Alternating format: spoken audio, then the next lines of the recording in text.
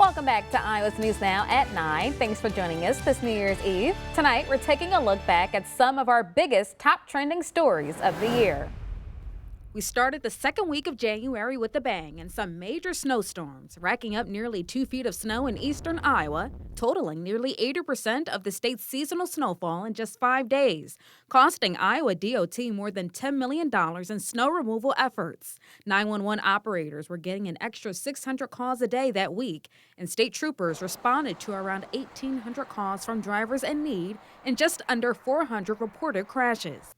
In February, the body of 20-year-old Melody Hoffman was found at Lily Lake in Middle Amana. Her ex-boyfriend, McKinley Louisma, was convicted in November of kidnapping, killing her, and dumping her body. An autopsy later showed she was pregnant at the time. Louisma received a mandatory life sentence on December 20th. 2 other men are still facing charges in Hoffman's death. Dakota Van Patten is also charged with first-degree murder, kidnapping, and conspiracy to commit a forcible felony. Prosecutors say Van Patten planned and went through with killing Hoffman that night. His trial is scheduled to start on March 3, 2025. Logan Kempton is accused of going to the store to buy the murder weapons and gloves with the other two, but told police he chickened out ahead of the murder itself. His trial is scheduled to start in April 2025.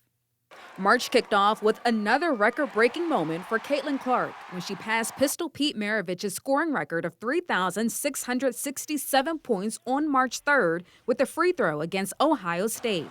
Clark now holds the record for most points in major college basketball, regardless of gender.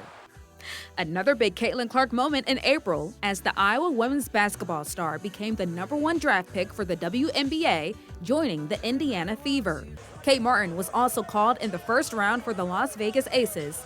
The two got a chance to catch up before facing off as competitors for the first time in May.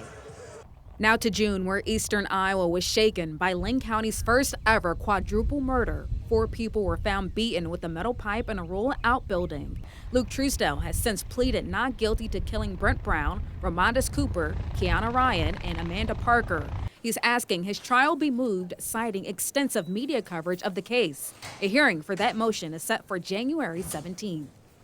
In July, news of an attempted assassination on President Trump quickly drew calls for prayer from Iowa leaders and those across the country. Trump was shot and wounded in his upper right ear at a campaign rally in Butler, Pennsylvania, launching a slew of investigations and a reassessment of the Secret Service's policies. On August 14th, Cedar Rapids' historic Lighthouse Inn was destroyed in an overnight fire. An initial investigation didn't find anything suspicious. No one was inside at the time, but the restaurant is considered a total loss. The Lighthouse Inn was built in 1912, the oldest restaurant in Cedar Rapids and the second oldest in Iowa. It was also the oldest supper club in the state. In November, a final Des Moines Register poll by KGAN Seltzer threw a surprise curveball the weekend before the election, showing Kamala Harris 3 points ahead of Trump in Iowa. But then Trump won the state by more than 13 percentage points, and the poll got a lot of backlash. Seltzer, who ended up retiring, had long been considered the gold standard for polling in Iowa, and experts blamed the skewed numbers on shy voters and a changing political landscape. Trump filed suit against Seltzer and the Des Moines Register over the poll 2 weeks ago, calling it brazen election interference. Another big story, November 26, a storm-damaged wind turbine was demolished with explosives, leaving a big mess on Sally Freeman's farm. The company responsible, Acciona, says it's working to clean up the mess, but things looked even worse when we went back out there to check on things a couple weeks ago. The company says cleanup will continue into next year, and discussions about compensation are ongoing.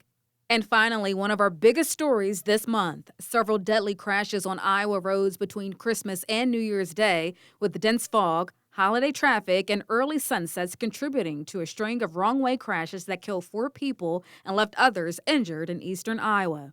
State troopers say we've had 15 deaths on the road statewide since Christmas.